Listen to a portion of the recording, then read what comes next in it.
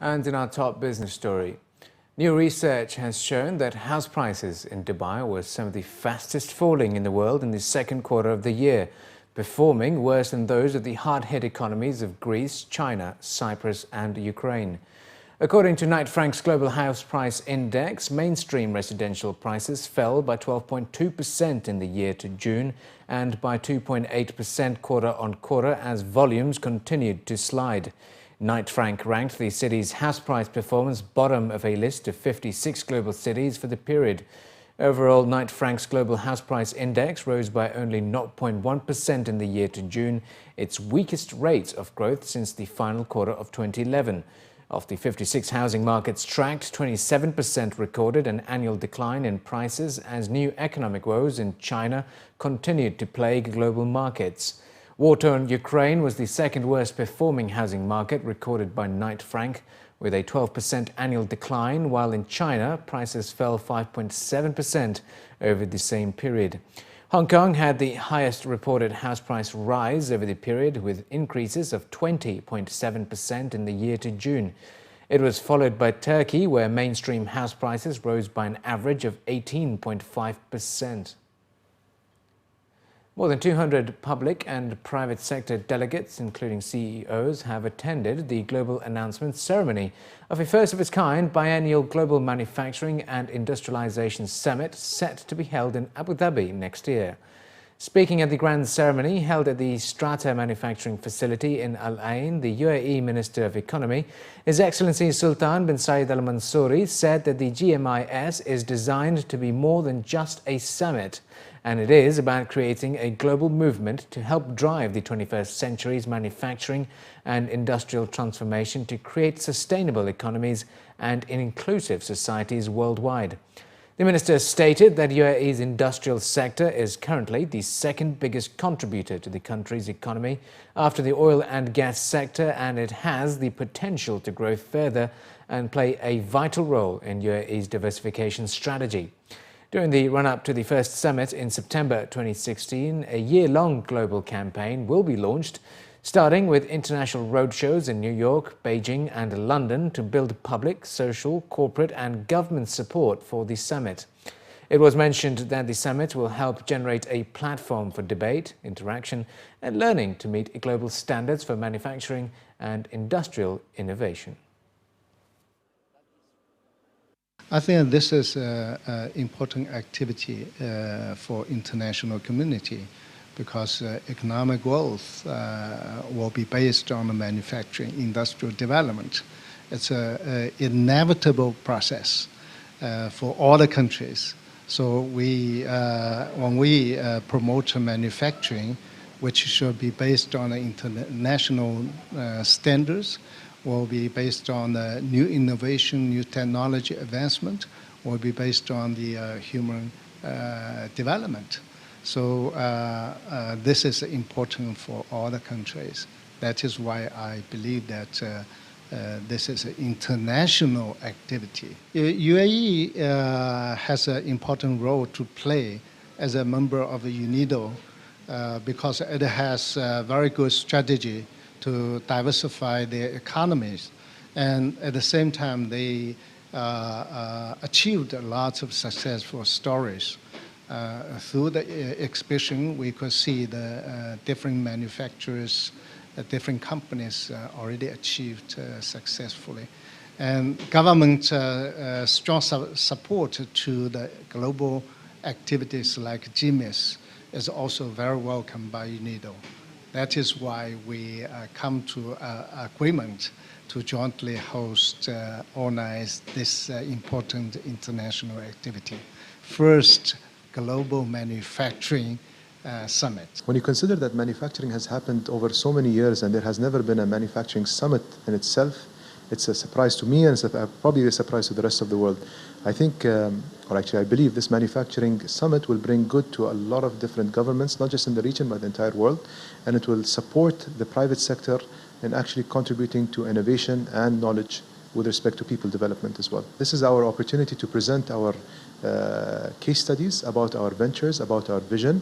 It is about sharing our vision with the rest of the world and seeing if we have partners in other parts of the world that are interested to collaborate with us so that we can develop a common good for the rest of with respect to our business. Coinciding with the ceremony, UNIDO and the Republic of Guinea have announced an agreement to assist in the development of Guinea's industrial and manufacturing economy. While speaking at the event, the guest of honor, President of Guinea, Professor Alpha Condé, said that UAE's experience with manufacturing and industrialization can be a model for both industrialized and developing economies like Guinea, and he hopes that GMIS will help drive the economic development around the world. Delegates were later offered a tour of both the Made in UAE pavilion and the state-of-the-art aerospace facility. It is an experience very inspiring for Guinea because we have a similarity, Guinea and EU.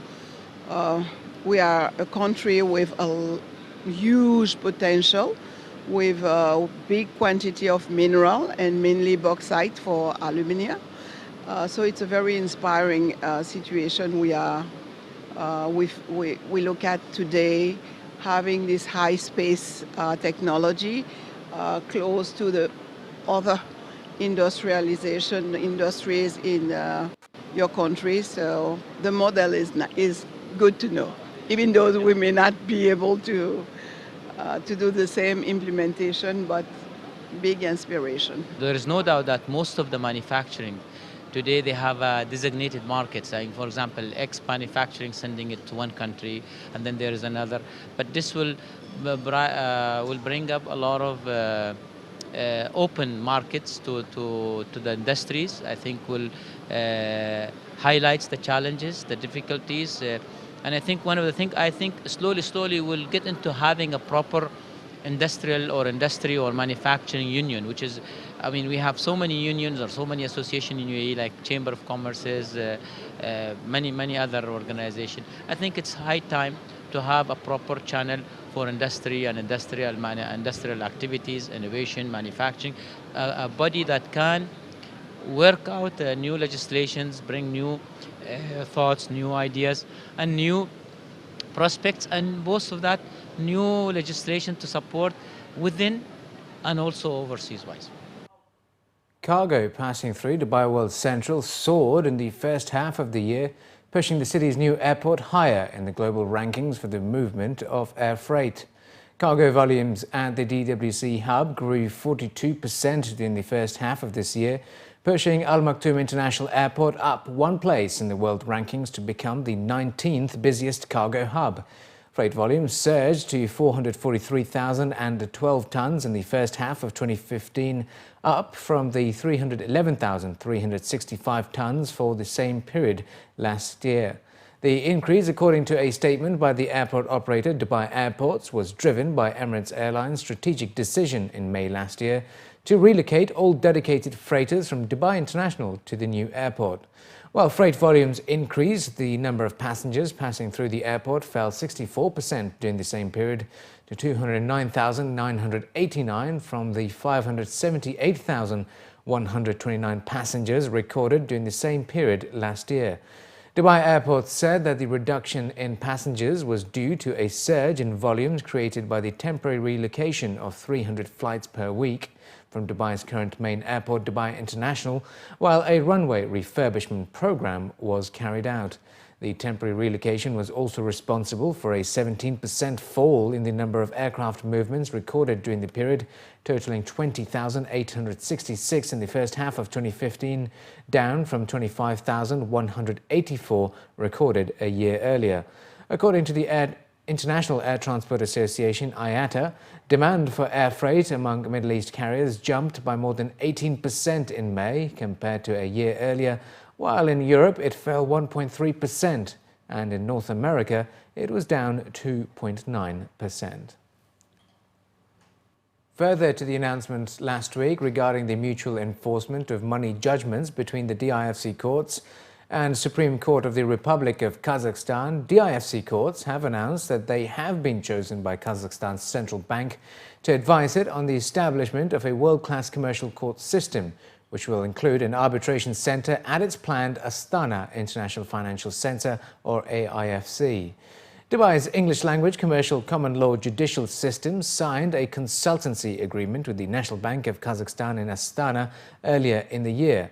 Kazakhstan announced its intention to establish an international financial center in the capital city, Astana, with the Kazakh president citing the Dubai International Financial Center as the model for the planned AIFC.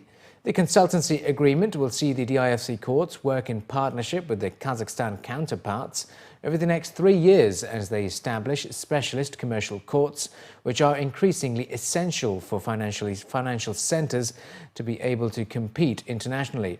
The agreement covers areas as diverse as consultancy on the legislative and regulatory framework, training of staff, fit-out of chosen premises, and IT systems.